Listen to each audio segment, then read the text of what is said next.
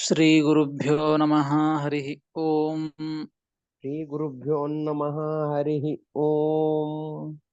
नारायणं नमस्कृत्य नरं चैव नरोत्तमम् नारायणं नमस्कृत्य नरं चैव नरोत्तमम् देवीं सरस्वतीं व्यासं ततो जयमुदीरयेत्। देवीं सरस्वतीं व्यासं ततो जयमुदीरयेत्।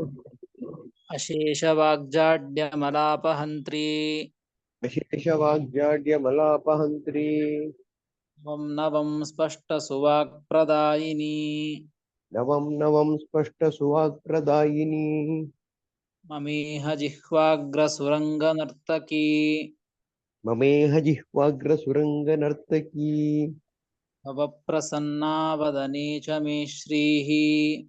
भवप्रसन्ना वदने च मे श्रीः। अभ्रमं भङ्गरहितम् अजडं विमलं सदा अभ्रमं भङ्गरहितम् अजडं विमलं सदा आनन्दतीर्थमतुलं भजे तापत्रयापहम्। आनन्दतीर्थमतुलं भजे तापत्रयापहम्। यस्य वाक्कामधेनुर्नः कामितार्थान् प्रयच्छति यस्य वाक्कामधेनुर्नः कामितार्थान् प्रयच्छति सेवेतं जययोगीन्द्रं कामबाणच्छिदं सदा। देवेदं जय योगीन्द्रं कामबाणच्छिदं सदा पूज्याय राघवेन्द्राय सत्यधर्मरताय च पूज्याय राघवेन्द्राय सत्यधर्मरताय च भजतां कल्पवृक्षाय नमतां कामधेनवे भजतां कल्पवृक्षाय नमतां कामधेनवे सत्याभिघ्नकराब्जोत्थान् पञ्चाशद्वर्षपूजकान् सत्याभिघ्नकराब्जोक्तान् पञ्चाशद्वर्षपूजकान् सत्यप्रमोदतीर्थार्यान् नौमिन्यायसुधारतान् सत्यप्रमोदतीर्थार्यान् नौमि न्यायसुधारतान् आपादमौलिपर्यन्तं गुरूणाम् आकृतिं स्मरेत् आपादमौलिपर्यन्तं गुरूणाम् आकृतिं स्मरेत् येन विघ्नाः प्रणश्यन्ति सिद्ध्यन्ति च मनोरथाः। तेन विघ्नाः प्रणश्यन्ति सिद्ध्यञ्चितमनोरथाः। श्रीगुरुभ्यो नमः हरिः ओम्। श्रीगुरुभ्यो नमः हरिः ओम्। ಶ್ರೀಮದ್ಭಗವದ್ಗೀತೆಯ 15ನೇ ಅಧ್ಯಾಯ ಪುರುಷೋತ್ತಮ ಯೋಗ. ನಿನ್ನೆ ತಿಳಿದ ಹಾಗೆ ಶ್ರೀಕೃಷ್ಣ ಪರಮಾತ್ಮ 6ನೆಯ ಶ್ಲೋಕದಲ್ಲಿ ಭಗವತ್ ಸ್ವರೂಪವನ್ನ ತನ್ನ ಸ್ವರೂಪವನ್ನ ತಿಳಿಸಿಕೊಟ್ಟದ್ದು. ನ ತದ್ಭಾಸಯತೆ ಸೂರ್ಯೋ ನ ಶಶಾಂಕೋ ನ ಪಾವಕಃ ಯದ್ಗತ್ವಾ ನ ನಿವರ್ತಂತೆ. ಪರಮಾತ್ಮನನ್ನ ಹೊಂದಲಿಕ್ಕೆ ಸಾಧನಾಂತರಗಳನ್ನ ತಿಳಿಸುವ ಮುಖಾಂತರವಾಗಿ ತಿಳಿಸಿ, ಅಂತಹ ಸಾಧನೆಗಳನ್ನು ಮಾಡಿದಾಗ ಭಗವಂತನ ಒಂದು ಶ್ರೇಷ್ಠವಾದಂತಹ ಸ್ವರೂಪವನ್ನು ಹೊಂದಲಿಕ್ಕೆ ಆಗ್ತದೆ. ಆ ಸ್ವರೂಪ ಮತ್ತೆಂತಹದ್ದು ಎಂಬುದನ್ನ ಹಿಂದೆ ತಿಳಿಸಿದ್ದು 6ನೇ ಶ್ಲೋಕದಲ್ಲಿ. ಇಷ್ಟು ತಿಳಿಸಿ ಮತ್ತೆ ಮುಂದಿನ ಶ್ಲೋಕದಲ್ಲಿ ಏನು ಹೇಳಲಿಕ್ಕೆ ಹೊರಟಿದ್ದಾರೆ ಅಂತಂದ್ರೆ, ಅದಕ್ಕೆ ರಾಯರ ಅವತಾರಕೆಯನ್ನು ಕೊಡ್ತಾರೆ. ಮುಂದಿನ ಶ್ಲೋಕ ಯಾಕೆ ಹೊರಟಿತು? ಜಗದ್ವೃಕ್ಷಚ್ಛೇದಾರ್ಥಂ ಬ್ರಹ್ಮಾದಿ ಪ್ರತಿಪತ್ಯೈವ ಅಲಂ ಕಿಂ ಭಗವತ್ ಪ್ರತಿಪತ್ಯ ಇತ್ಯತಃ ಆಹ ಮಮೈವೇತಿ. ಏನು ಪ್ರಶ್ನೆ ಅಂದ್ರೆ, ಮುಂದಿನ ಶ್ಲೋಕ ಹೊರಡ್ಲಿಕ್ಕೆ ನೋಡ್ರಿ, ಜಗದ್ವೃಕ್ಷವನ್ನ ಛೇದನೆ ಮಾಡಬೇಕು ಅಂತ ಹೇಳಿದ್ದು. ಜಗದ್ವೃಕ್ಷವನ್ನ ಛೇದನೆ ಮಾಡಬೇಕಾದರೆ ಈಗ ಹೇಳಿದ್ದೇನೀಗ ಭಗವತ್ ಸ್ವರೂಪವನ್ನೂ ತಿಳಿಸಿಕೊಟ್ಟದ್ದು, ಭಗವಂತನನ್ನೂ ತಿಳಿದುಕೊಳ್ಳಬೇಕು ಅಂತ ಹೇಳ್ತಾ ಇದ್ದದ್ದು. ಯಾವುದನ್ನ ಕಡಿಬೇಕೋ, ಯಾವುದನ್ನ ಛೇದನೆ ಮಾಡಬೇಕೋ ಅದರ ಬಗ್ಗೆ ತಿಳ್ಕೊಂಡ್ರೆ ಸಾಕು. ನಾವು ಯಾವುದೋ ಒಂದು ಕಟ್ಟಿಗೆಯನ್ನು ಕಡಿಬೇಕಾಗಿದೆ ಅಂದ್ರೆ ಆ ಕಟ್ಟಿಗೆ ಅಂದ್ರೆ ಏನು ಗೊತ್ತಾದ್ರೆ ಸಾಕು ನಮಗೆ, ಆ ಕಟ್ಟಿಗೆಯನ್ನು ಕಡ್ಲಿಕ್ಕೆ ಆಗ್ತದೆ. ಹೀಗಾಗಿ ಮಾಡುವಂತಹ ಪ್ರಶ್ನೆ ಏನಂದ್ರೆ, ಜಗತ್ ಸ್ವರೂಪವನ್ನ ಜಗದ್ವೃಕ್ಷವನ್ನ ಛೇದನೆ ಮಾಡಬೇಕಾದರೆ ಜಗದ್ವೃಕ್ಷದ ಸ್ಥಾನದಲ್ಲಿ ಇರ್ತಕ್ಕಂಥದ್ದು ಯಾವುದು ಅಂದ್ರೆ ಈ ಬ್ರಹ್ಮಾದಿ ಸರ್ವ ಜಗತ್ತು, ಇದೇ ಜಗತ್ತು, ಒಂದು ಜಗದ್ವೃಕ್ಷ ಅಂತ ಅರ್ಥ. ಅದರ ಬಗ್ಗೆ ತಿಳ್ಕೊಂಡ್ರೆ ಸಾಕು. ಬ್ರಹ್ಮಾದಿ ಪ್ರತಿಪತ್ಯೈವ ಅಲಂ, ಬ್ರಹ್ಮಾದಿಗಳನ್ನ ತಿಳಿದುಕೊಂಡ್ರೇನೆ ಸಾಕು, ಆ ಜಗದ್ವೃಕ್ಷವನ್ನ ಛೇದನೆ ಮಾಡ್ಲಿಕ್ಕೆ ಬರ್ತದೆ. ಅಂದ ಮೇಲೆ ಕಿಂ ಭಗವತ್ ಪ್ರತಿಪತ್ಯ, ಭಗವಂತನನ್ನು ಯಾಕೆ ತಿಳ್ಕೋಬೇಕು, ಭಗವಂತನನ್ನು ತಿಳ್ಕೊಂಡು ಆ ಜಗದ್ವೃಕ್ಷವನ್ನು ಛೇದನೆ ಮಾಡೋದ್ರೊಳಗೆ ಏನಿದೆ ಎಂಬುವಂತಹ ಪ್ರಶ್ನೆ. ಅದಕ್ಕೆ ಉತ್ತರ ರೂಪದಲ್ಲಿ ಶ್ರೀಕೃಷ್ಣ ಪರಮಾತ್ಮ ಈ 7ನೇ ಶ್ಲೋಕದನ್ನ ಹೇಳ್ತಾ ಇದ್ದದ್ದು. 7ನೆಯ ಶ್ಲೋಕ, ಮಮೈವಾಂಶೋ ಜೀವಲೋಕೆ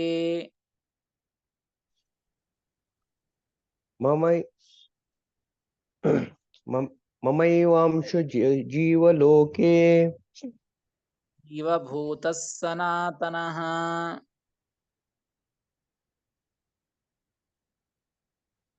ಆಚಾರ್ಯ ಕೇಳಿಸ್ತಾ ಇಲ್ಲ. ಮಮೈವಾಂಶೋ ಜೀವಲೋಕೆ,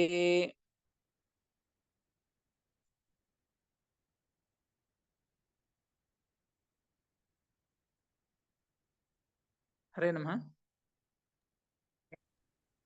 ಮಮೈವಾಂಶೋ ಜೀವಲೋಕೆ ಜೀವಭೂತಃ ಸನಾತನಃ.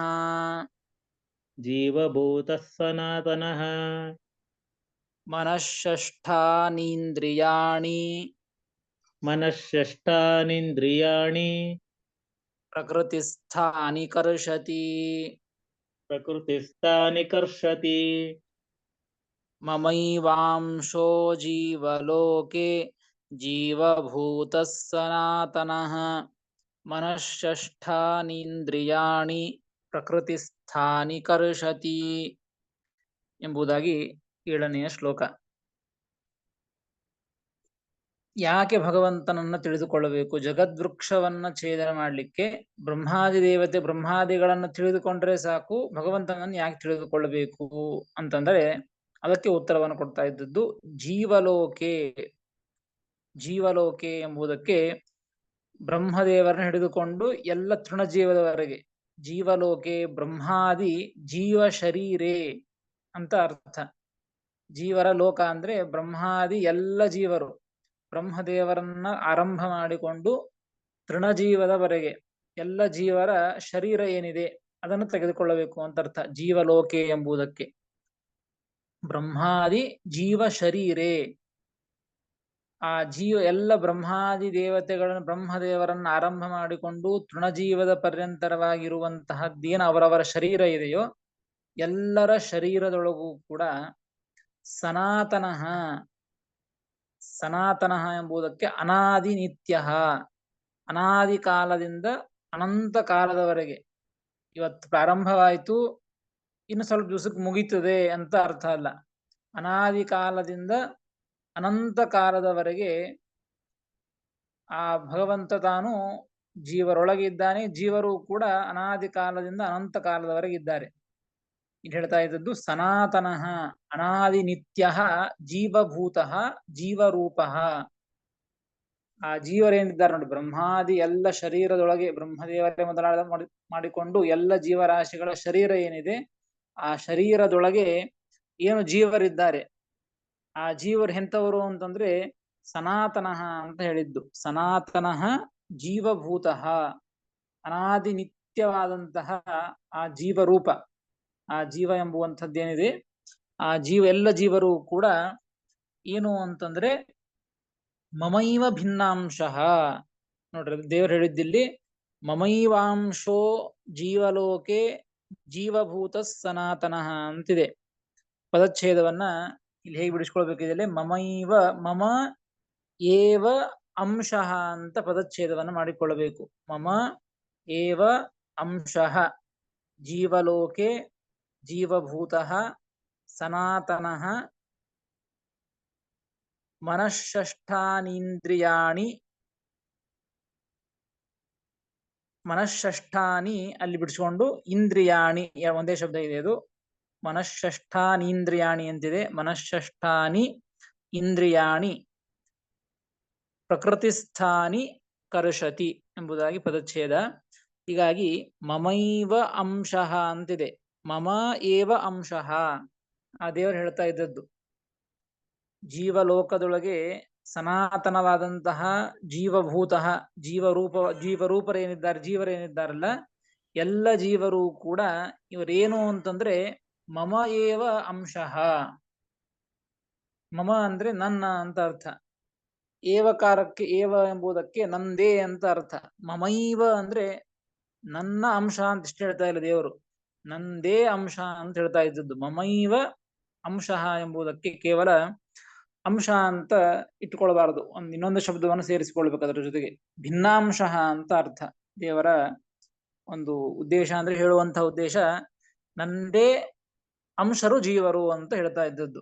ನಂದೇ ಅಂಶರು ಜೀವರು ಅಂತಂದ್ರೆ ಭಗವಂತನಿಂದ ಅಭಿನ್ನವಾದಂತಹ ಅಂಶ ಅಂತ ತಿಳಿದುಕೊಳ್ಳೋದಲ್ಲ, ಭಗವಂತನಿಂದ ಭಿನ್ನವಾದಂತಹ ಅಂಶ ಅಂತ ತಿಳಿದುಕೊಳ್ಳಬೇಕು. ರಾಯರು ಬರೀತಾರೆ, ನತು ಮತ್ಸ್ಯಾದಿವತ್ ಸ್ವರೂಪಾಂಶ. ನೋಡ್ರಿ, ದೇವರ ಅಂಶವೇ ನೋಡ್ರಿ, ಮತ್ಸ್ಯ ರೂಪ ಇದೆ, ಮತ್ಸ್ಯ, ಕೂರ್ಮ, ವರಾಹ, ನಾರಸಿಂಹ ಇತ್ಯಾದಿ ಅನೇಕ ರೂಪಗಳಿವೆ. ಹೀಗಾಗಿ ಆ ಎಲ್ಲ ರೂಪಗಳು ಕೂಡ ದೇವರ ಅಂಶವೇ. ದೇವರು ಕೃಷ್ಣಾವತಾರ ಮಾಡಿದ್ದು, ಆತನ್ನ ಕೃಷ್ಣ ಕೇಶವನ್ನ ಬಿಟ್ಟಿದ್ದು, ಆ ಕೃಷ್ಣ ಕೇಶ. ಹೀಗಾಗಿ ಶುಕ್ಲ ಕೇಶದಿಂದ ಬಲರಾಮನಾಗಿ ಅಲ್ಲಿ ಸನ್ನಿಹಿತನಾಗಿ ಅವತಾರ ಮಾಡಿದ್ದು, ಸಾಕ್ಷಾತ್ ಕೃಷ್ಣ ಕೇಶದಿಂದ ಕೃಷ್ಣನಾಗಿ ಅವತಾರ ಮಾಡಿದ್ದು. ಹೀಗೆ ಅನೇಕ ಭಗವಂತನ ಅವತಾರಗಳಿವೆ. ಈ ಎಲ್ಲ ಅವತಾರಗಳು ಕೂಡ ಹೇಗೆ ಅಂದ್ರೆ ಭಗವಂತನ ಅಂಶಗಳೇ. ನತು ಮತ್ಸ್ಯಾದಿವತ್ ಸ್ವರೂಪಾಂಶ. ಆ ಎಲ್ಲ ಅವತಾರಗಳು ಕೂಡ ಹೇಗೆ ಅಂದ್ರೆ ಭಗವಂತನ ಸ್ವರೂಪಾಂಶ. ಅಂದ್ರೆ ಆ ಮತ್ಸ್ಯ ರೂಪಕ್ಕೂ ಮತ್ಸ್ಯಾವತಾರಕ್ಕೂ ಮೂಲ ಭಗವಂತನಿಗೂ, ಅನೇಕ ಭಗವಂತನ ಆ ರೂಪಗಳಿಗೂ ಮೂಲ ರೂಪಕ್ಕೂ ಯಾವುದೇ ರೀತಿಯಾದಂತಹ ಭೇದ ಇಲ್ಲ, ಅತ್ಯಂತ ಅಭಿನ್ನ. ಹೀಗಾಗಿ ಅದನ್ನು ಏನ್ ಹೇಳಿದ್ದಂದ್ರೆ ಭಗವಂತನ ಅಂಶ ಅಂತ ಹೇಳಿದ್ದುಂಟು. ಆದರೆ ಇಲ್ಲಿ ಮಾತ್ರ, ಇಲ್ಲಿ ಹೇಳ್ತಾ ಇದ್ದದ್ದು ದೇವರು ಮಮೈವಾಂಶ ಅಂತ ಹೇಳ್ತಾ ಇದ್ದದ್ದು ನಂದೇ ಅಂಶ ಜೀವರು ಅಂತಂದ್ರೆ ಆ ಮತ್ಸ್ಯಾದಿ ರೂಪಗಳಂತೆ ಆ ಸ್ವರೂಪಾಂಶ ಅಂತ ತಿಳಿದುಕೊಳ್ಳೋದಲ್ಲ, ಭಿನ್ನಾಂಶ ಅಂತ ಅರ್ಥ. ತನ್ನಿಂದ ಭಿನ್ನವಾದಂತಹ, ತಾನೇ ಅಲ್ಲ, ತನ್ನಿಂದ ಭಿನ್ನವಾದಂತಹ ಒಂದು ಅಂಶ ಅಂತ ತಿಳಿದುಕೊಳ್ಳಬೇಕು. ಅದಕ್ಕೆ ಒಂದು ಸರಿಯಾದ ದೃಷ್ಟಾಂತವನ್ನು ಕೊಡ್ತಾರೆ ನೋಡ್ರಿ. ಭಿನ್ನೋಪಿ ಅಧೆಂಗ್ರಿ, ತಂದೆ ಅಂಶ ಅಂತ ಹೇಳ್ತಾನೆ, ಮತ್ ತನ್ನಿಂದ ಭಿನ್ನ ಅಂತ ಅಂತಾನೆ. ನನ್ನ ಅಂಶ ಅಂದಮೇಲೆ ನನ್ನಿಂದ ಭಿನ್ನ ಆಗಬಾರದಲ್ಲ ಅಂತಂದ್ರೆ ಹಾಗೇನಿಲ್ಲ. ಅದಕ್ಕೆ ದೃಷ್ಟಾಂತವನ್ನ ತಿಳಿಸಿಕೊಡ್ತಾರೆ. ಭಿನ್ನೋಪಿ ಸೂರ್ಯಸ್ಯ ಖದ್ಯೋತ ಇವ ಕಿಂಚಿತ್ ಸಾದೃಶ್ಯ ಮಾತ್ರೇಣ ಅಂಶಃ ಇತ್ಯುಚ್ಯತೆ. ಅಂಶ ಅಂಶ ಅಂತ ಕೇವಲ ಅಭೇದ ಇದ್ದಲ್ಲಿ ಮಾತ್ರ ಅಂಶ ಅಂತ ಶಬ್ದ ಪ್ರಯೋಗವನ್ನ ಮಾಡಬೇಕು ಅಂತೇನಿಲ್ಲ. ಅತ್ಯಂತ ಸಾದೃಶ್ಯ ಇದ್ದಾಗ ಇದರಂತೆ ಇದು ಬಹಳ ಹೋಲಿಕೆಯನ್ನು ಹೊಂದದೆ ಅಂತ ಇದ್ದಾಗ, ಅತ್ಯಂತ ಸಾದೃಶ್ಯ ಇದ್ದಾಗ ಮಾತ್ರ ಇದರ ಅಂಶ ಇದು ಅಂತಲೂ ಪ್ರಯೋಗ ಮಾಡಿದ್ದು ಉಂಟು. ಅದಕ್ಕೆ ಉದಾಹರಣೆಗೆ ಸೂರ್ಯ ಇದ್ದಾನೆ. ಸೂರ್ಯನ ಒಂದು ಸ್ವಭಾವ ಏನು? ಪ್ರಕಾಶವನ್ನ ಕೊಡೋದು. ಹೀಗಾಗಿ ಆ ಸೂರ್ಯನಂತೆ ಇರುವಂತಹದ್ದು ಯಾವುದು ಅಂದ್ರೆ ಖದ್ಯೋತ ಅಂತ ಹೇಳ್ತಾರೆ. ಖದ್ಯೋತ ಅಂದ್ರೆ ಏನು? ಈ ಮಿಂಚು ಹುಳ ಅಂತ ಹೇಳ್ತಾರೆ. ಆ ಮಿಂಚು ಹುಳಗಳು ಕೂಡ ಸೂರ್ಯನಂತೆ ಅಂದ್ರೇನು? ಸೂರ್ಯ ಎಷ್ಟು ಪ್ರಕಾಶವನ್ನು ಕೊಡ್ತಾನೋ ಅಷ್ಟು ಪ್ರಕಾಶವನ್ನು ಕೊಡುತ್ತದೆ ಅಂತ ಅರ್ಥ ಅಲ್ಲ. ಸೂರ್ಯನಂತೆ, ಸೂರ್ಯ ಹೇಗೆ ಪ್ರಕಾಶವನ್ನು ಕೊಡ್ತಾನೆ ಅದೇ ರೀತಿಯಾಗಿ ಇದರ ತನ್ನ ಯೋಗ್ಯತೆಗೆ ಅನುಗುಣವಾಗಿ ಆ ಖದ್ಯೋತವು ಕೂಡ, ಮಿಂಚು ಹುಳವು ಕೂಡ ತನ್ನ ಯೋಗ್ಯತೆಗೆ ಅನುಗುಣವಾಗಿ ತಾನು ಪ್ರಕಾಶವನ್ನ ಕೊಡುತ್ತದೆ.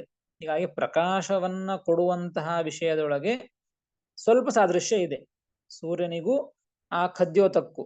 ಸೂರ್ಯಸ್ಯ ಖದ್ಯೋತ ಇವ ಕಿಂಚಿತ್ ಸಾದೃಶ್ಯ ಮಾತ್ರೇಣ, ಸ್ವಲ್ಪ ಸಾದೃಶ್ಯ, ಬಹಳ ಸಾದೃಶ್ಯ ಇಲ್ಲ, ಸ್ವಲ್ಪ ಸಾದೃಶ್ಯ ಇದ್ದ ಮಾತ್ರಕ್ಕೂ ಕೂಡ ಆ ಸೂರ್ಯನ ಅಂಶ ಇದು ಖದ್ಯೋತ ಅಂತ ಕರೀತಾರೆ. ಆಯ್ತಲ್ಲ? ಭಿನ್ನನೇ, ಸೂರ್ಯನೇ ಬೇರೆ, ಆ ಮಿಂಚು ಹುಳವೇ ಬೇರೆ. ಇಬ್ಬರೂ ಭಿನ್ನರಾಗಿದ್ದರೂ ಕೂಡ ಅಲ್ಲಿ ಈ ರೀತಿಯಾಗಿ ಸೂರ್ಯನ ಅಂಶ ಖದ್ಯೋತ ಅಂತ ಪ್ರಯೋಗ ಮಾಡಿದ್ದು ವ್ಯವಹಾರ ಮಾಡುವುದು ಉಂಟು. ಹೀಗಾಗಿ ವ್ಯವಹಾರ ಮಾಡ್ಲಿಕ್ಕೆ ಬರ್ತಾ ಇದ್ದುದರಿಂದಾಗಿ ಹೀಗೆ ಕಂಡಿದೆ ನಮಗ. ಹೀಗೆ ಕಂಡಿದ್ದರಿಂದಾಗಿ ಇಲ್ಲಿಯೂ ಕೂಡ ಮಮೈವಾಂಶೋ ಜೀವಲೋಕೆ ಜೀವಭೂತ ಸನಾತನಃ ಎಂಬುದಾಗಿ ಶ್ರೀಕೃಷ್ಣ ಪರಮಾತ್ಮ ಅರ್ಜುನನ ಮುಖಾಂತರವಾಗಿ ಎಲ್ಲ ಜೀವರಾಶಿಗಳಿಗೂ ಕೂಡ ತಿಳಿಸ್ತಾ ಇದ್ದದ್ದು, ಎಲ್ಲ ಜೀವರಾಶಿಗಳು ಎಲ್ಲ ಜೀವರಾಶಿಗಳು ಕೂಡ ಮಮೈವ ಅಂಶಃ, ನನ್ನದೇ ಅಂಶ ನೀವು, ಅಂದ್ರೆ ನನ್ನದೇ ಭಿನ್ನವಾದಂತಹ ಅಂಶ ಅಂತ ಅರ್ಥ. ಕಿಂಚಿತ್ ಸಾದೃಶ್ಯ ಇರೋದರಿಂದಾಗಿ ಅಂತ ಅಷ್ಟು ತಿಳಿದುಕೊಳ್ಳಬೇಕು. ಏನ್ ಸಾದೃಶ್ಯ? ಭಗವಂತ ಜ್ಞಾನ ಪರಿಪೂರ್ಣ, ಜೀವರಲ್ಲಿಯೂ ಜ್ಞಾನ ಇದೆ. ಈಗ ಕಿಂಚಿತ್ ಸಾದೃಶ್ಯ, ಈ ಕೆಲವೊಂದು ಗುಣಗಳನ್ನ ಇಟ್ಟುಕೊಂಡು, ಸಾದೃಶ್ಯವನ್ನು ಇಟ್ಟುಕೊಂಡು ಆ ಭಗವಂತನ ಅಂಶರೇ ಜೀವರು ಅಂತ ಭಿನ್ನರಾದಂತಹ ಅಂಶ ಅಂತ ತಿಳಿದುಕೊಳ್ಳಬೇಕು. ಅತಃ ಬ್ರಹ್ಮಾದೀನಾಂ ಮದಂಶಾಭಾಸತ್ವೇನ ತೇಷಾಂ ಬ್ರಹ್ಮಾದೀನಾಂ ಅಶಕ್ತತ್ವಾತ್ ತೇಷಾಂ ಪ್ರತಿಪತ್ತಿಂ ವಿನಾ ಭಗವತ್ ಪ್ರತಿಪತ್ತಿರೇವ ಕಾರ್ಯ ಇತಿ ಭಾವಃ. ನೋಡ್ರಿ, ಹಾಗಾದ್ರೆ ದೇವರ ಅಂಶನೇ ಬ್ರಹ್ಮಾದಿ ಸಕಲ ಜೀವರು ಅಂತ ಹೇಳಿದ್ದು.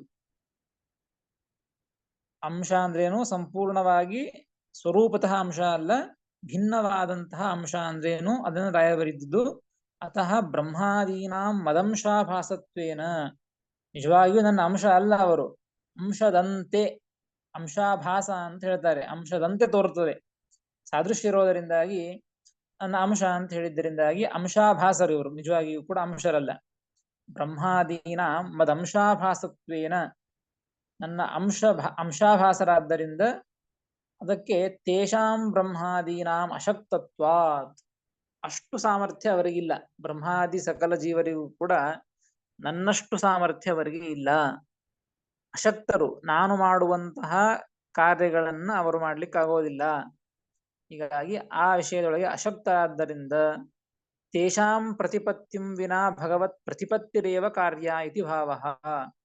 ಅದಕ್ಕಾಗಿ ಅವರ ಒಂದು ಜ್ಞಾನ ಮಾಡಿಕೊಂಡ್ರೆ ಏನೇನು ಆಗಬೇಕು, ಏನೇನು ತಿಳಿದುಕೊಳ್ಳಬೇಕು, ಏನೇನು ಪಡೆದುಕೊಳ್ಳಬೇಕು ಆ ಯಾವುದೂ ಆಗೋದಿಲ್ಲ.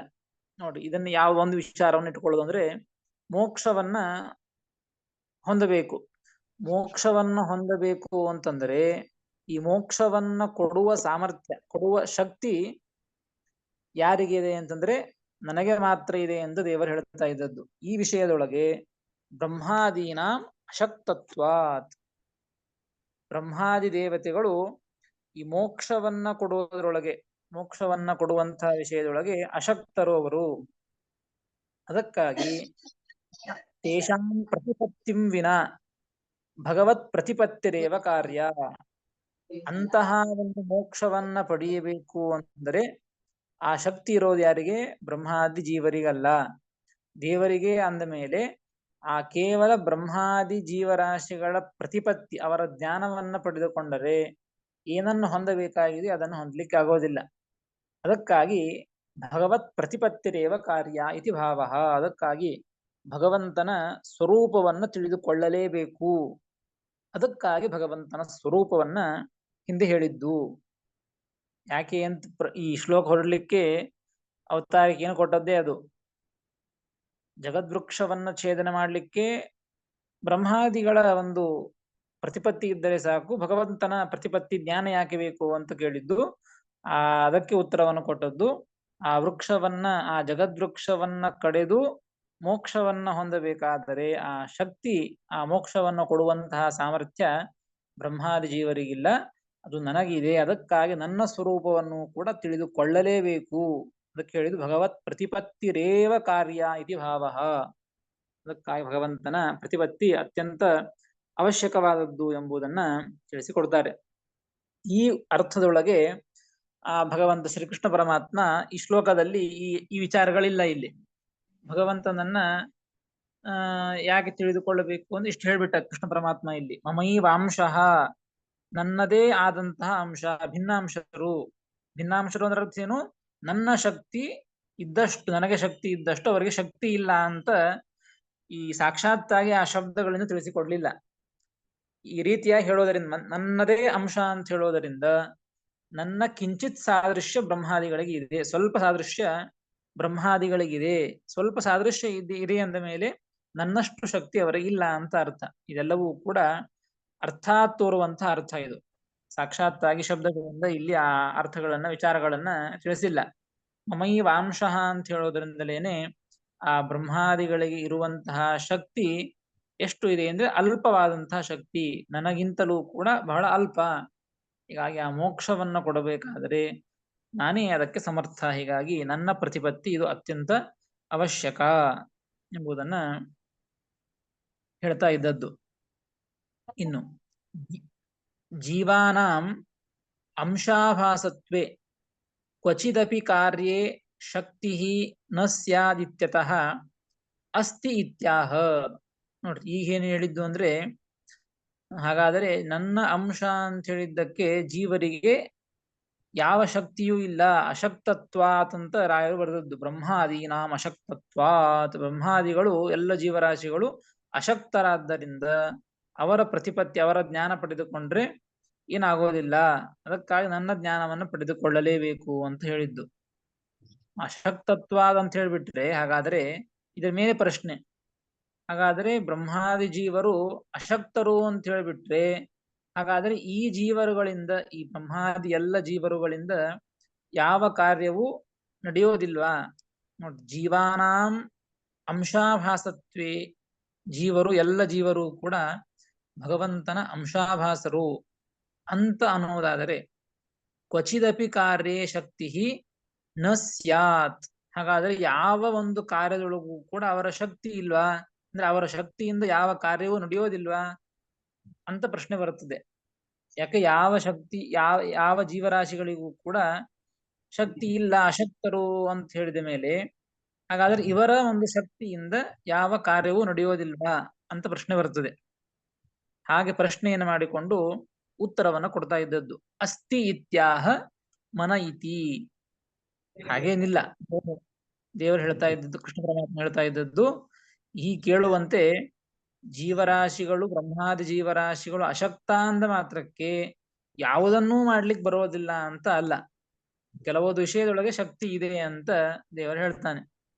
ಮನಃಷ್ಠಾನೀಂದ್ರಿಯಾಣಿ ಪ್ರಕೃತಿ ಸ್ಥಾನಿ ಕರ್ಷತಿ. ನೋಡ್ರಿ, ಪ್ರಕೃತಿ ಸ್ಥಾನಿ, ಪ್ರಕೃತಿ ಕಾರ್ಯ ಶರೀರಸ್ಥಾನಿ ಮನಃಷ್ಠಾನಿ. ನೋಡ್ರಿ, ಪ್ರಕೃತಿ, ಈ ನಾವೇನು ತಿಳಿದುಕೊಂಡಿದ್ದೇವೆ ಇಷ್ಟು ಹೊತ್ತು ಹಿಂದಿನ ಅಧ್ಯಾಯದಲ್ಲಿ ಬಂದಿದೆ, ಪ್ರಕೃತಿ, ಈ ಜಡವಾದಂತಹ ಪ್ರಕೃತಿ. ಈ ಪ್ರಕೃತಿಯಲ್ಲಿ, ಪ್ರಕೃತಿಯಿಂದ ಹುಟ್ಟಿದಂತಹದ್ದು ಯಾವುದಪ್ಪ ಅಂದ್ರೆ ಎಲ್ಲರ ಜೀವರಾಶಿಗಳ ಶರೀರ. ಪ್ರಕೃತಿ ಸ್ಥಾನಿ ಪ್ರಕೃತಿ ಕಾರ್ಯ ಶರೀರಸ್ಥಾನಿ, ಪ್ರಕೃತಿಯ ಕಾರ್ಯ, ಅಚೇತನವಾದಂತಹ ಜಡವಾದಂತಹ ಪ್ರಕೃತಿಯ ಕಾರ್ಯವಾದದ್ದು ಯಾವುದು ಅಂದ್ರೆ ಸಕಲ ಜೀವರಾಶಿಗಳ ಶರೀರಗಳು. ಈ ಶರೀರದಲ್ಲಿ ಇರತಕ್ಕಂಥದ್ದು ಯಾವುದು ಅಂದ್ರೆ ಮನಃಷ್ಠಾನಿ.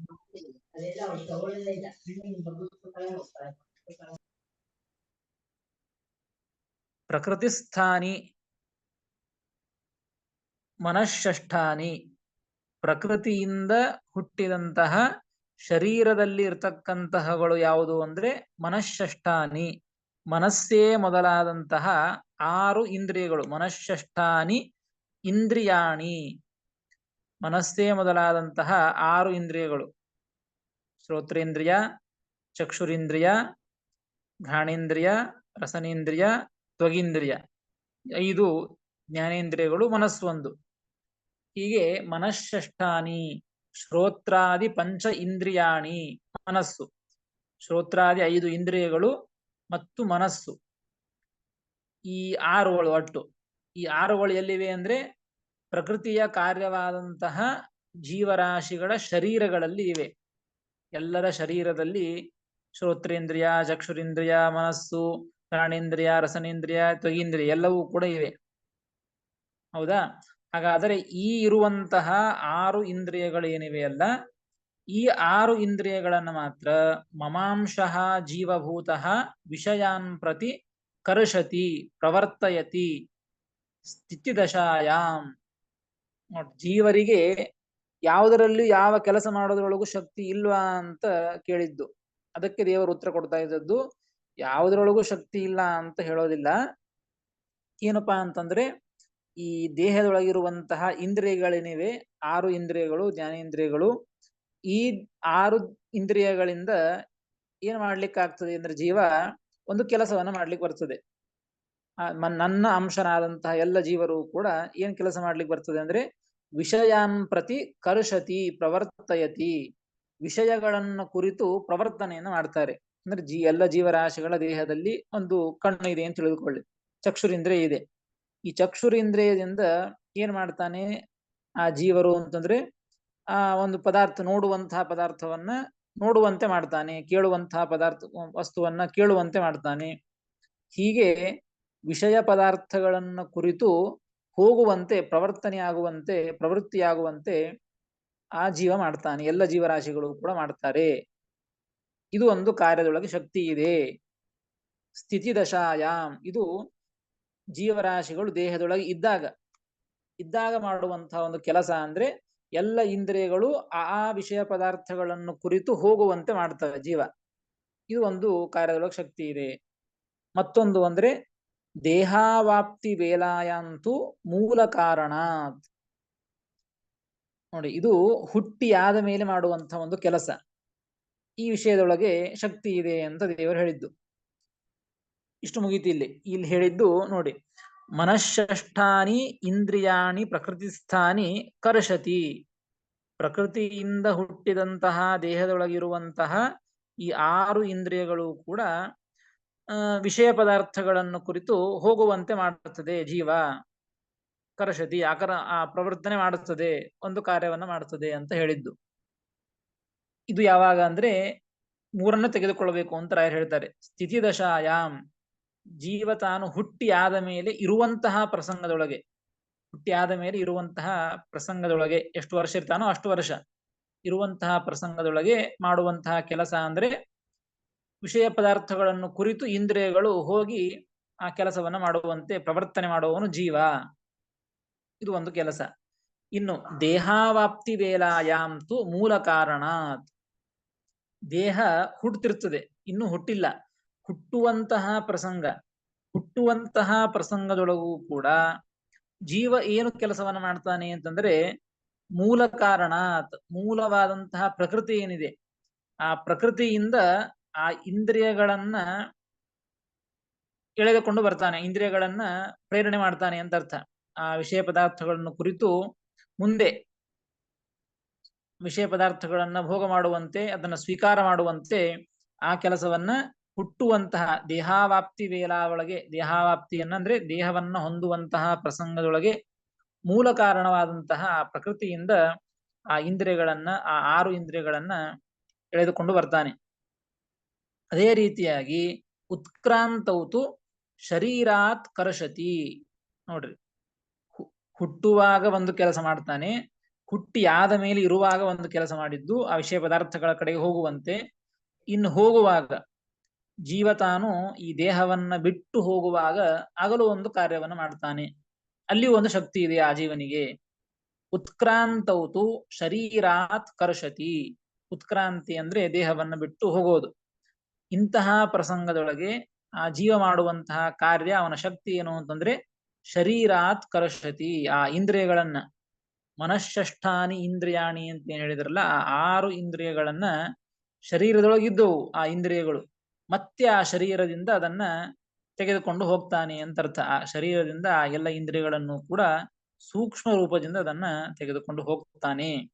ಹೀಗೆ ಆ ಜೀವರು ಅಶಕ್ತರು ಅಂದ ಮಾತ್ರಕ್ಕೆ ಜೀವರಿಗೆ ಯಾವ ವಿಷಯದೊಳಗೂ ಶಕ್ತಿ ಇಲ್ಲ ಅಂತ ಅರ್ಥ ಅಲ್ಲ. ಈ ವಿಷಯದೊಳಗೆ ಶಕ್ತಿ ಇದೆ. ಮನಃಷ್ಠಾನಿ ಇಂದ್ರಿಯಾಣಿ ಪ್ರಕೃತಿ ಸ್ಥಾನಿ ಕರ್ಷತಿ. ಆದರೆ ಅಲ್ಪ ಶಕ್ತಿ ಇದೆ.